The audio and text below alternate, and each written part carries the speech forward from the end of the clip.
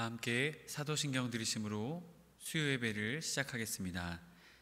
전능하사 천지를 만드신 하나님 아버지를 내가 믿사오며 그 외아들 우리 주 예수 그리스도를 믿사오니 이는 성령으로 잉태하사 동정녀 마리아에게 나시고 본디오 빌라도에게 고난을 받으사 십자가에 못 박혀 죽으시고 장사한 지 사흘 만에 죽은 자 가운데서 다시 살아나시며 하늘에 오르사 전능하신 하나님 우편에 앉아 계시다가 저리로서 산자와 죽은 자를 심판하러 오시리라.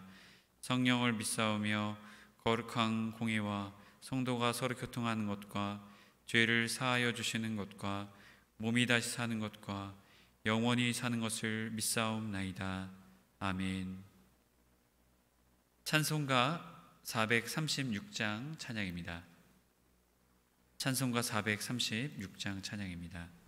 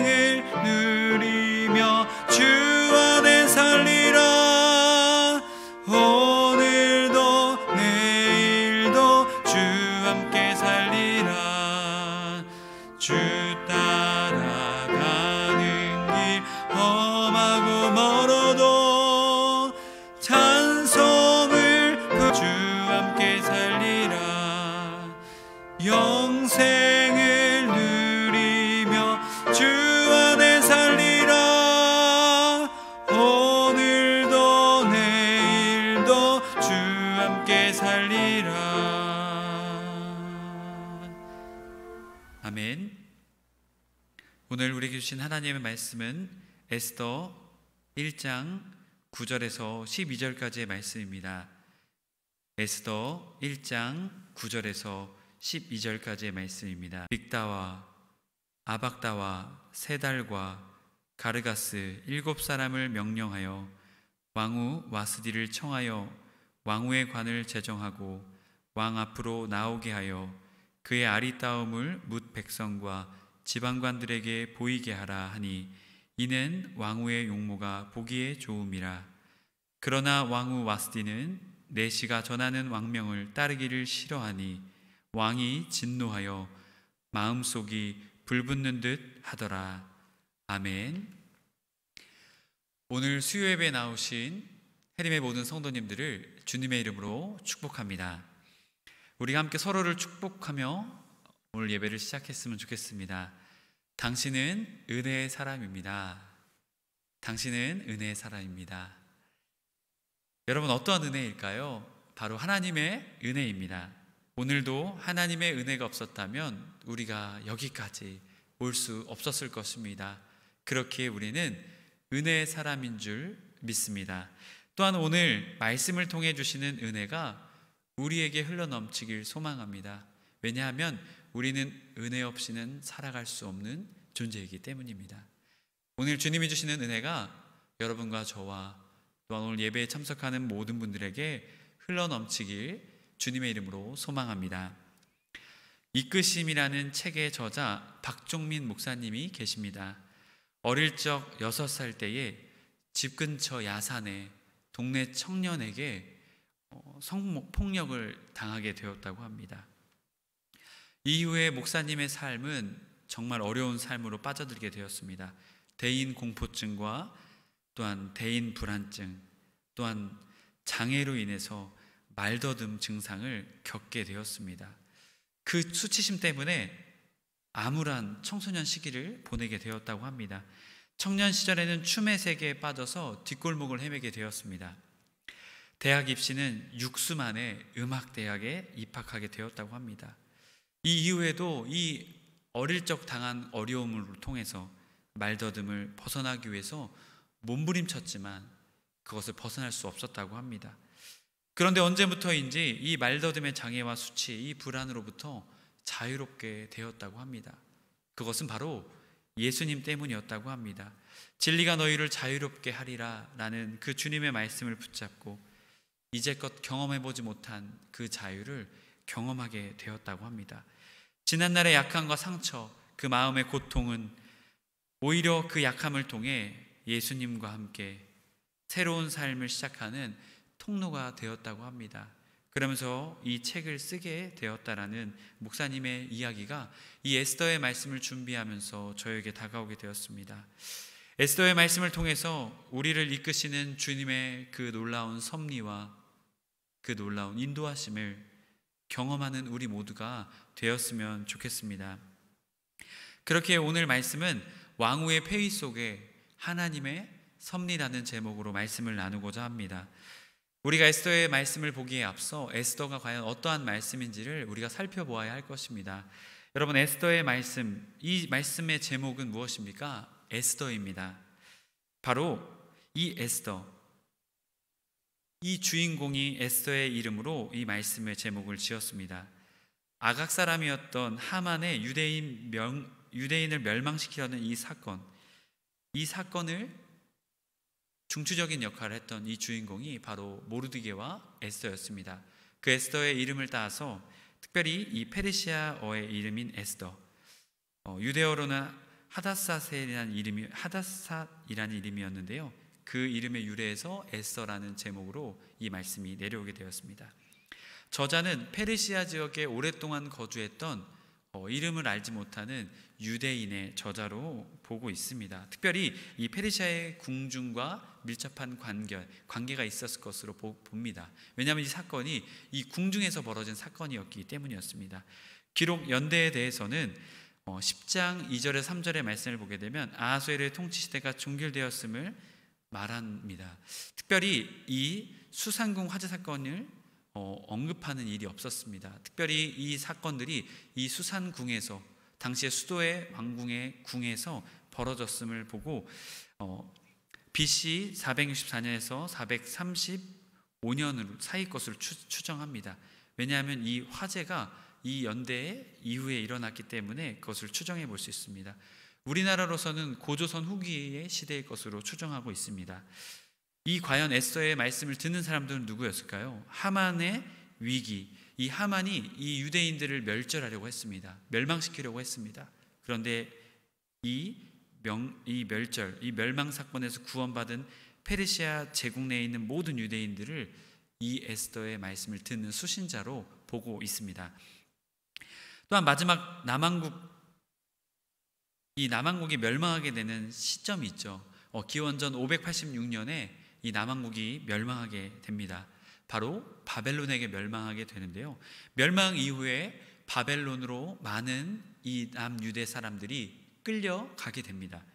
포로로 끌려가게 되었는데요. 특별히 이 남왕국, 남유다의 왕이었던 이 시드기야 왕이 함께 끌려가게 됩니다. 특별히 이 왕의 두 눈을 뽑고 이 왕을 끌어가게 되는데요. 이것만 보아도 많은 포로들을 이 바벨론이 남유다에서 끌고 갔음을 우리는 볼 수가 있습니다. 포로기 시절을 보내고 있던 이스라엘 백성들에게 뜻하지 않은 바벨론 왕국의 멸망이 그들에게 펼쳐지게 됩니다. 그리고 새롭게 등장하게 된 페르시아, 이 페르시아가 그 패권을 잡게 됩니다. 에스라 1장의 말씀처럼 이 페르시아가 패권을 주어지게 되자, 잡게 되자 고레스가 칙령을 선포하게 됩니다. 에스라 1장에도 이 말씀이 나와 있는데요, 칙령을 선포하여서 포로로 끌려왔던 사람들에게 고향으로 귀환할 것을 선포하였습니다. 그러자 이스라엘 백성들도 다시 자신의 고향으로 돌아가고자 하는 마음이 생겼겠죠. 그래서 그들이 제1차, 2차, 3차의 과정을 거쳐서 포로로 있던 사람들이 고향으로 귀환하게 됩니다. 특별히 에스라, 느헤미야, 에스더의 말씀이 바로 그 시기를 말해주고 있습니다. 에스라의 말씀은 1차부터 3차 포로 귀환 직전까지 이스라엘의 수르바벨을 통한 성전의 건축과 또한 에스라를 통한 신앙개혁에 대한 이야기를 이 에스라의 말씀은 다룹니다. 이어져서 나오는 느헤미야의 말씀은 BC 444년 3차 포로 귀환부터 400년까지 3차 포로를 통해서 느헤미야를 통해서 또한 귀환하여서 예루살렘 성벽을 재건하고 또한 개혁과 또한 이스라엘 공동체를 재건을 다루는 이야기를 이 느헤미야의 말씀을 통해 이야기합니다. 그렇다면 이 에스더의 말씀은 과연 어떠한 부분을 다루고 있을까요? 에스더의 말씀은 1차와 2차 사이의 상황을 다루고 있습니다. 1차 포로 귀환과 2차 포로 귀환의 그 사이의 이야기를 다루고 있습니다. 특별히 아하수에로 왕의 때를 말하고 있습니다. 성경에서는 아하수에로 왕이라고 언급하지만 페르시아의 제4대 왕이었던 크세르크세스 시대를 말하고 있습니다. 크세르크세스는 과연 누구일까요? 그것은 이제 우리가 앞으로의 말씀을 통해서 또한 다루게 될 텐데요. 앞서 에스라와 느헤미야는 주로 팔레스타인 지방으로 포로기를 귀환했던 사람들에 대한 이야기를 다루었다면 에스더의 말씀은 특별히 이 페르시아에 남아있던 유대인들에 대한 디아스포라 유대인들에 대한 이야기를 다루고 있습니다. 그렇기에 에스라와 느헤미야, 에스더는 차이를 보이고 있습니다. 남아있는 자들에 대한 이야기를 말하고 있습니다.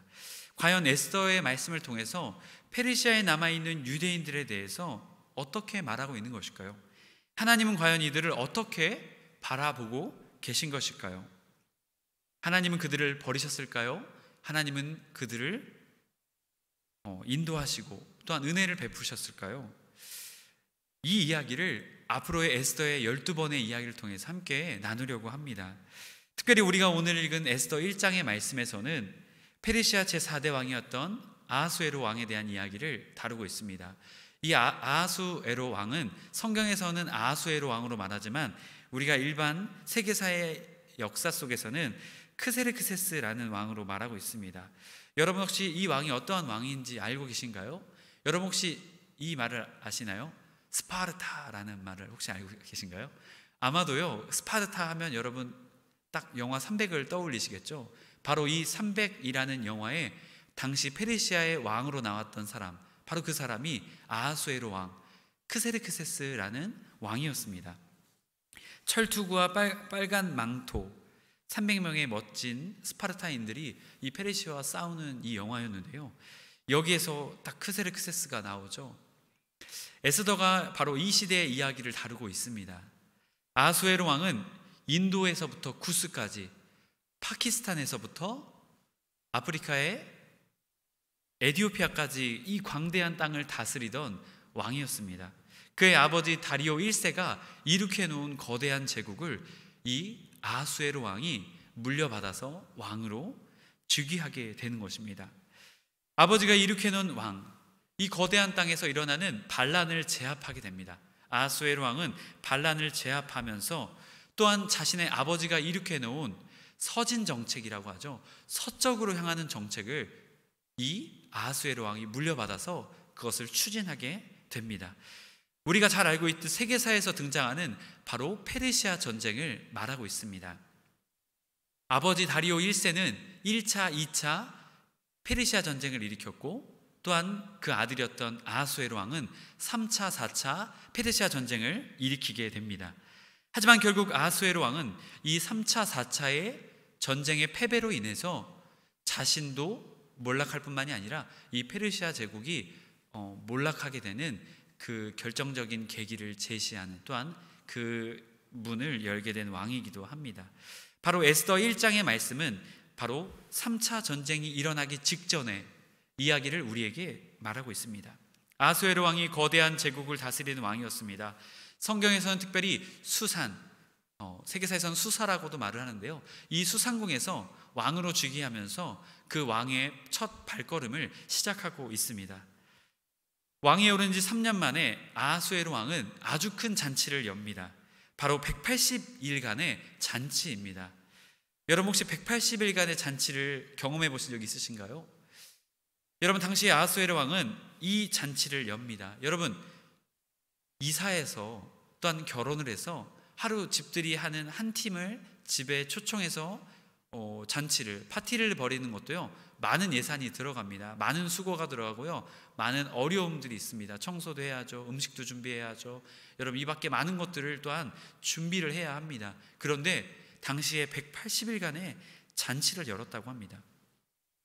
여러모로 많은 것들이 들어가게 되었을 것입니다. 그런데요, 이것을 통해서 우리가 깨닫게 된 것은 당시에 페르시아가 엄청난 경제적인 부를 누리고 있었다는 사실을 깨닫게 됩니다. 당시에 페르시아가 매년 거두어들인 황금이 약 14,560달란트였다고 합니다. 1달란트의 금 34kg, 약 35kg가 되었는데요, 매년 약 5,000kg, 엄청난 거죠. 500kg, 50만 kg이죠. 약 50만 kg, 약 500톤에 달하는 천문학적인 중량의 금을 곡물로 자신들이 지배하는 나라에게 받게 되었다고 합니다. 여러분, 요즘의 한 돈이 약 28만 원 정도 되죠. 3.75g. 여러분, 그 정도의 한 돈, 바로 이 페르시아의 엄청난 경제적 부를 말하고 있습니다. 180일 동안의 파티를 열게 되었습니다. 그것을 자랑하고자 했겠죠. 여러분, 그런데 왜 잔치를 열었겠습니까?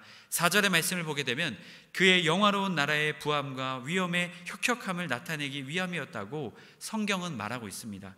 아하수에로 왕이 자신의 왕으로 즉위하고 나서 왕의 위엄을 드러나고자 했던 바로 잔치가 이 180일간의 잔치였습니다.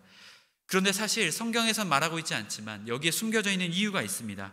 바로 아까 전에도 말씀드렸듯이 페르시아 전쟁이었습니다. 바로 이때는 제3차 페르시아 전쟁을 준비하는 시기였습니다. 이 전쟁을 위해서, 전쟁을 여러분 어떻게 준비하겠습니까? 철저히 준비하고 결속력을 다지고 이 왕권을 강화하여서 한 번에 엄청난 이 군사력과 나라의 왕, 또한 모든 힘과 능력들을 이 전쟁에 집중시키기 위함이었습니다. 그렇기 위해서 이 180일간의 잔치를 열게 됩니다. 내부적으로는 결속을 다지고 외부적으로는 강력한 군대를 준비하기 위함이었습니다.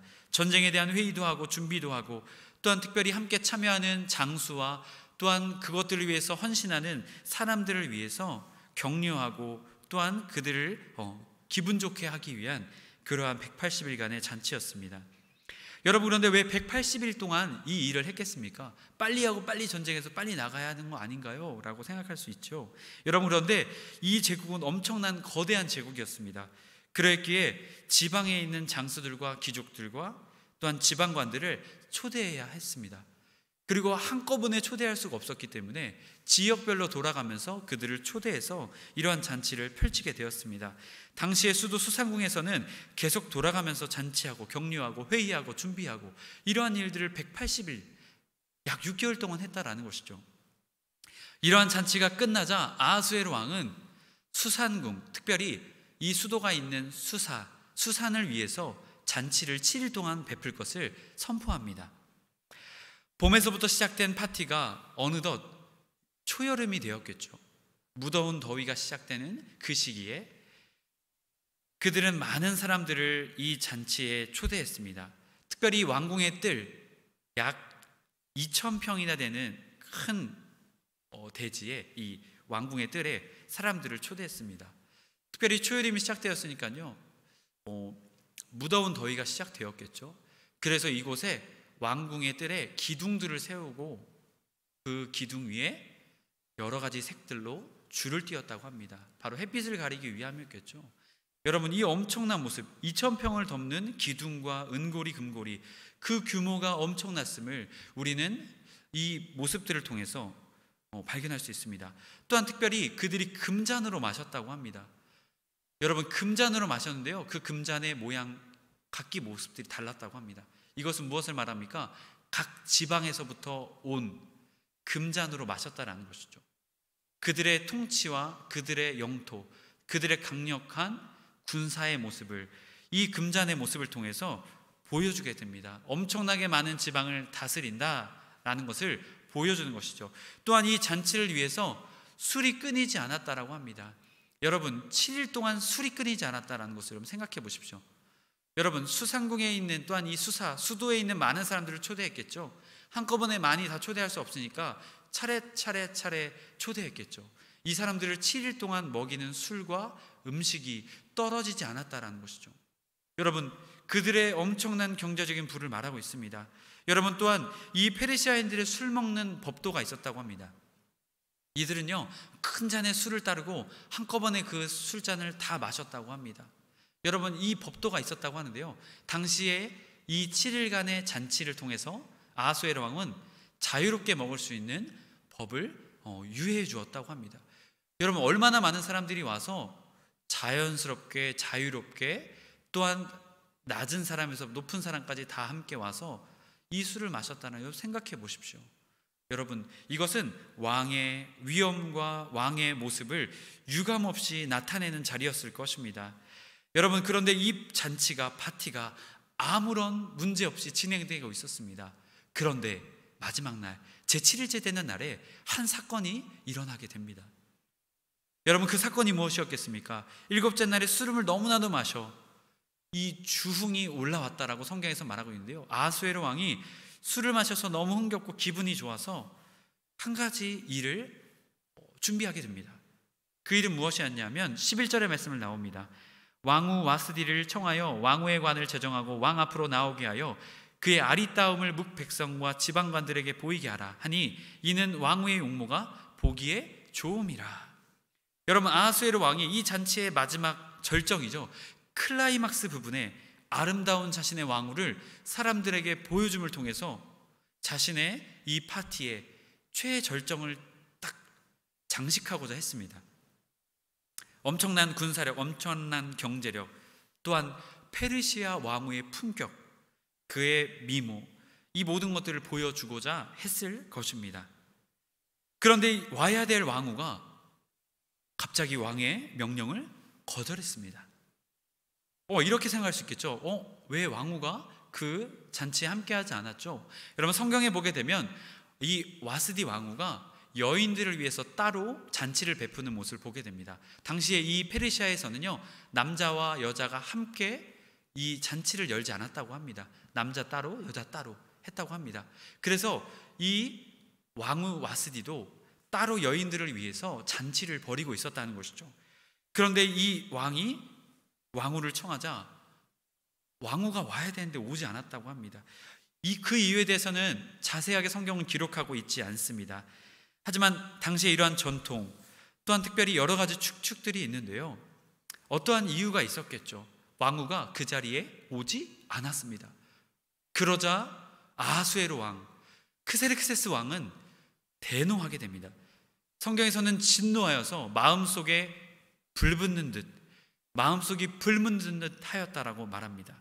에스더 1장은 왜 이 왕후 와스디의 이야기, 또한 아하수에로 왕, 이 파티에 대한 이야기를 우리에게 들려주고 있는 것일까요?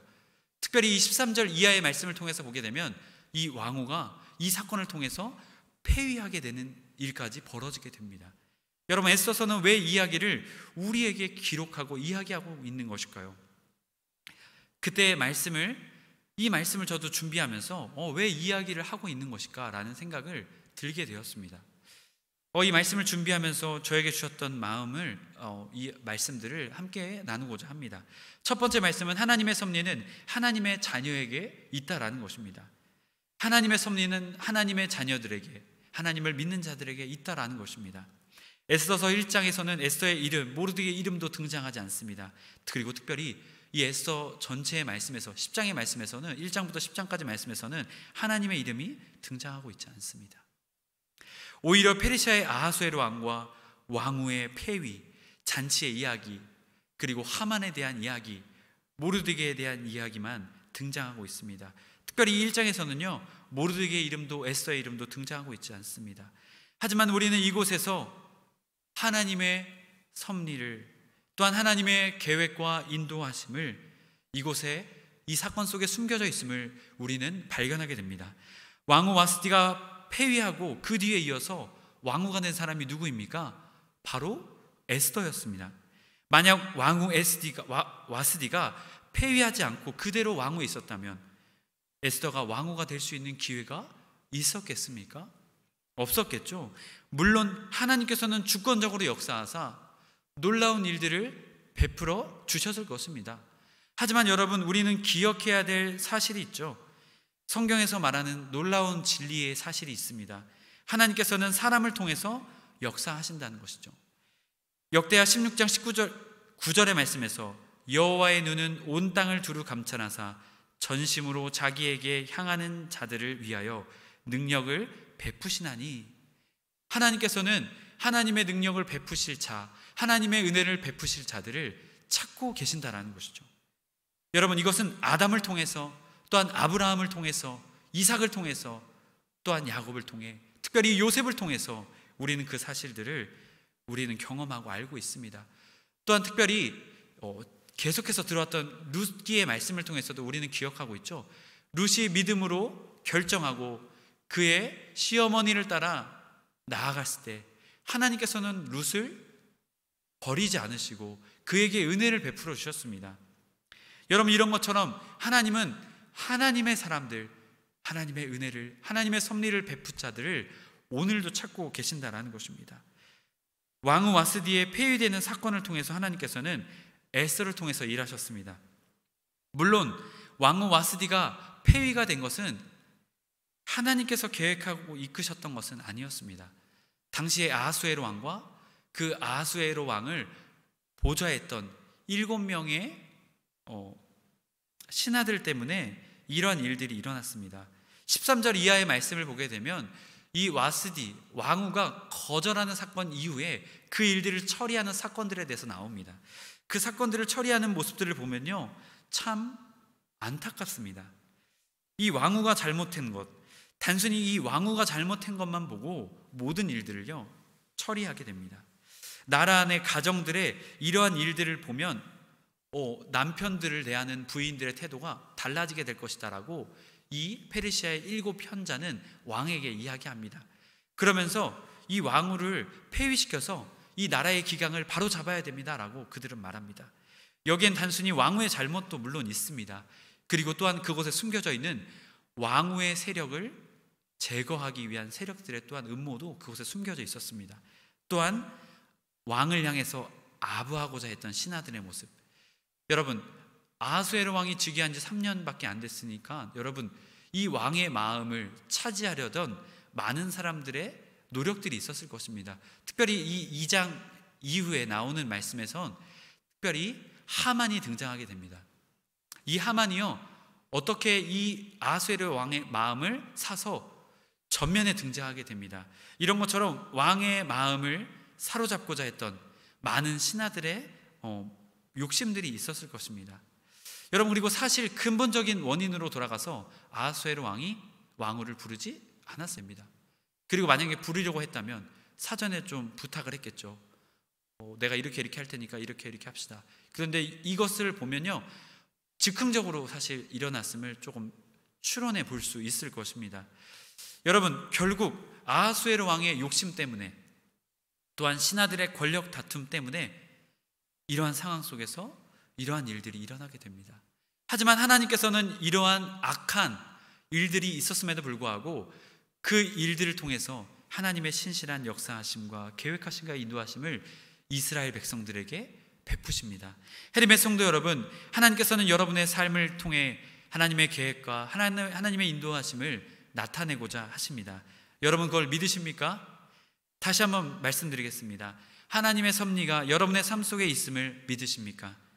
하나님께서는 하나님을 믿는 자녀들에게 하나님의 계획과 인도하심을 신실하게 베풀고 계십니다. 에스더의 말씀을 통해서 페르시아에 남아있던 유대인들에게 하나님의 섭리와 놀라운 일들을 베풀어 주셨습니다. 그들은 남겨져 있는 것 같고 던져져 있는 것 같은 그들의 상황이었지만 하나님께서는 그들에게 은혜를 베풀어 주셨습니다. 여러분 오늘 우리에게도 그러한 은혜를 베풀고 계십니다. 여러분 좌절하거나 낙마하거나 낙심하지 마십시오. 나는 내버려져 있는 것 같고 나는 버려져 있는 것 같은 내 인생. 여러분 하지만 우리가 하나님을 믿는다면 우리가 하나님의 자녀이기에 하나님은 우리를 버리지 않으시고 인도하시고 계획하시고 보호하시고 이끌어 주실 것입니다. 어렵고 힘든 상황 속에서도 하나님만 바라보며 하나님을 신뢰하며 전적으로 믿으며 나아가는 헤림의 모든 성도님 되시길 주님의 이름으로 축복합니다. 기독교 희락주의자, 탁월한 기쁨의 신학자로 알려져 있는 존 파이퍼 목사님이 계십니다. 그의 저서 하나님의 섭리에서 그는 이렇게 말합니다. 우리는 가장 어두운 시기에도 그분의 백성들을 위해서 하나님이 일하고 계신다는 사실을 알 수 있다. 신자들의 삶은 영광으로 향하는 순탄한 길이 아니다. 그러나 끝내는 영광에 이르게 된다라고 말합니다. 여러분 우리의 끝은 분명히 주님의 영광의 역사일 것입니다. 그렇게 하나님의 계획과 인도하심을 믿으며 끝까지 나아가는 우리 모두가 되길 소망합니다. 오늘 말씀은 마지막으로 우리에게 말합니다. 하나님의 섭리는 믿고 기다리는 자에게 보입니다 라고 말합니다. 에스더서 4장 14절의 말씀을 보면 이때 내가 만일 잠잠하여 말이 없으면 유다인들은 다른 데로 말미암아 노임과 구원을 얻으려니와 너와 내 아버지 집은 멸망하리라. 내가 왕후의 자리를 얻은 것이 이때를 위함이 아닌지 누가 알겠느냐 하니. 아멘. 모르드게가 에스더에게 하는 말입니다.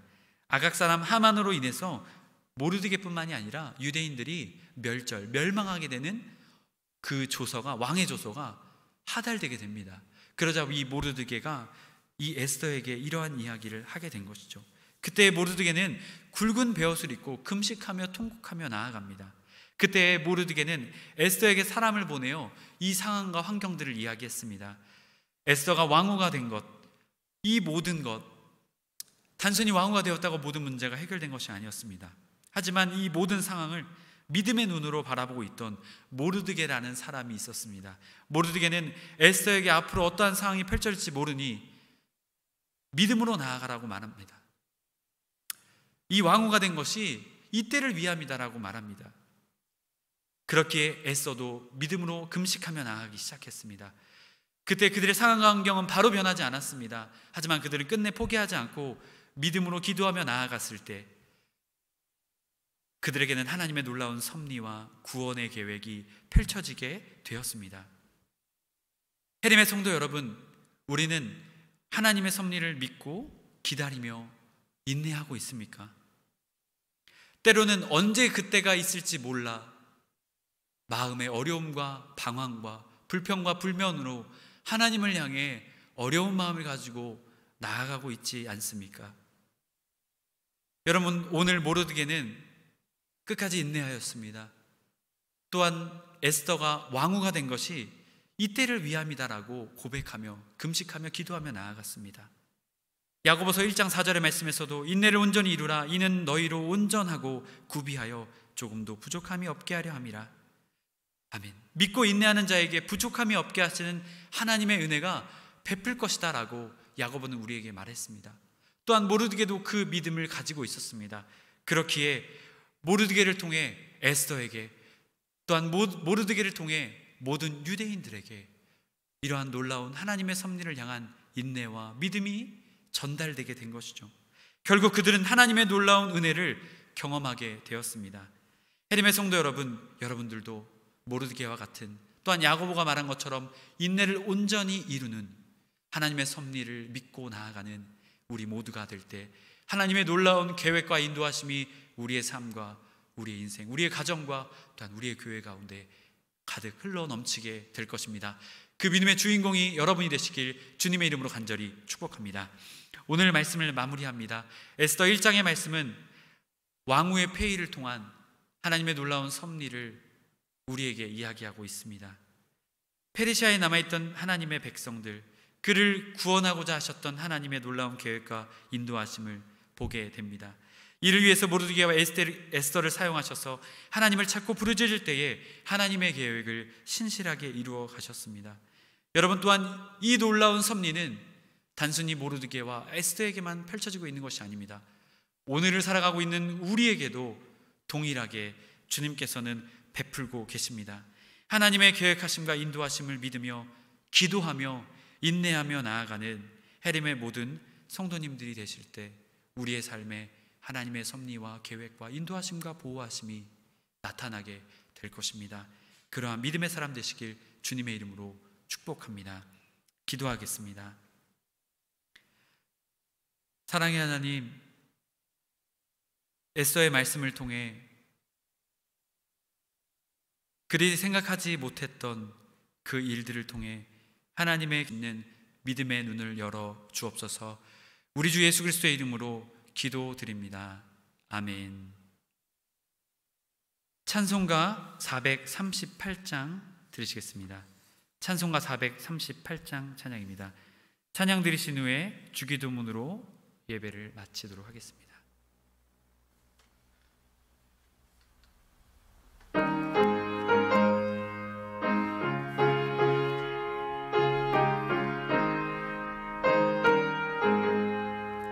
내 영혼이 은총 입어 중한 죄지 보고 보니 슬픔 많은 이 세상도 천국으로 화하도다. 할렐루야 찬양하세.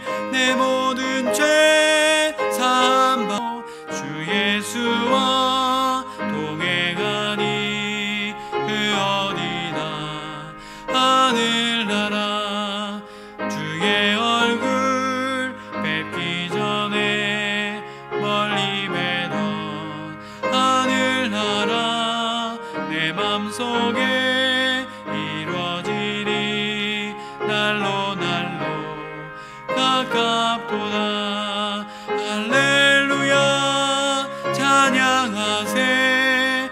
내 모든 죄 사함받고 주 예수와 동행하니 그 어디나 하늘나라 높은 산이 거친 들이 조막이나 궁궐이나 이름이 거룩히 여김을 받으시오며 나라가 임하시오며 뜻이 하늘에서 이루어진 것 같이 땅에서도 이루어지이다. 오늘 우리에게 일용할 양식을 주시옵고 우리가 우리에게 죄 지은 자를 사하여 준 것 같이 우리의 죄를 사하여 주시옵고 우리를 시험에 들게 하지 마시옵고 다만 악에서 구하시옵소서. 나라와 권세와 영광이 아버지께 영원히 있사옵나이다. 아멘.